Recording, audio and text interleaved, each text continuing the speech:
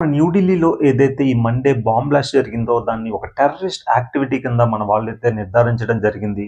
అలా మన national of affairs కూడా దీనికి సంబంధించిన ఒక నోట్ అయితే రిలీజ్ చేశారని మన మోదీ గారు కూడా క్లియర్‌గా దీని గురించి మాట్లాడడం అయితే జరిగింది. దీని వెనకాల ఉన్న ఏ ఒక్కరిని మేము వదిలిపెట్టే ప్రసక్తే లేదు. ఈసారి పాకిస్తాన్‌కి చుక్కలు చూపిస్తామని మన మోదీ గారైతే క్లియర్‌గా చెప్పడం జరిగింది.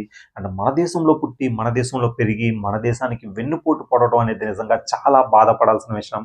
అండ్ 5గురు డాక్టర్లు ఆల్ఫల్లా యూనివర్సిటీలో డాక్టర్స్‌గా చేస్తూ మన దేశానికి సంబంధించిన ఇన్ఫర్మేషన్ అంటూ ఈ మసూద్ అజర్ బ్యాచ్‌తో కలిసి ఈ బాంబ్ బ్లాస్ట్ అయితే చేయడం జరిగింది.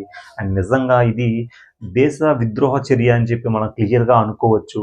అండ్ ఈ జమ్మూ అండ్ కాశ్మీర్ పోలీసులు అదే రోజు మార్నింగ్ అయితే 2900 అమ్మోనియం నైట్రేట్ అండ్ కొన్ని రా మెటీరియల్స్ అయితే పట్టుకోవడం అండ్ అక్కడ ముగ్గురిని అరెస్ట్ చేయడంతో ఇదంతా స్టార్ట్ అయిందని చెప్పొచ్చు. అండ్ అదే రోజు ఈవినింగ్ అరౌండ్ 6:50కి ఈ డాక్టర్ ఉమర్ ఎవరైతే ఉన్నాడో తన బాంబ్ బ్లాస్ట్ చేశాడు అక్కడ ఢిల్లీ రెడ్ ఫోర్ట్ దగ్గర. అండ్ ఆ కార్ బ్లాస్ట్‌లో తను కూడా చనిపోయినట్టు కొంతమంది అయితే చెప్తున్నారు. బట్ ఇంకా మనకి ఇన్వెస్టిగేషన్ అయితే స్టార్ట్ అవుతుంది. అండ్ ఆరో వ్యక్తి వచ్చి డాక్టర్ షహీని.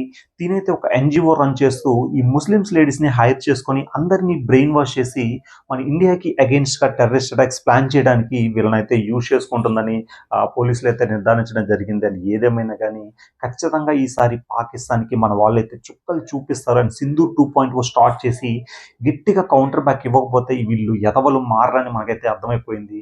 అండ్ నిజంగా రెస్పెక్టబుల్ పొజిషన్‌లో డాక్టర్స్‌గా చేస్తూ ఇలా దేశానికి ద్రోహంగా ఇలా పాల్గొనడం నిజంగా చాలా బాధపడాల్సిన విషయం. అండ్ మీరు పర్టిక్యులర్‌గా దీని గురించి ఏమనుకున్నారో ఖచ్చితంగా కామెంట్స్‌లో చెప్పండి ఫ్రెండ్స్. అండ్ మన వీడియోస్ నచ్చితే లైక్ చేయండి. మన కంటెంట్ మీకు కొంచెం వాల్యూ అనిపిస్తే సబ్స్క్రైబ్ చేసి సపోర్ట్ చేయండి. జై హింద్ ఫ్రెండ్స్. Take care.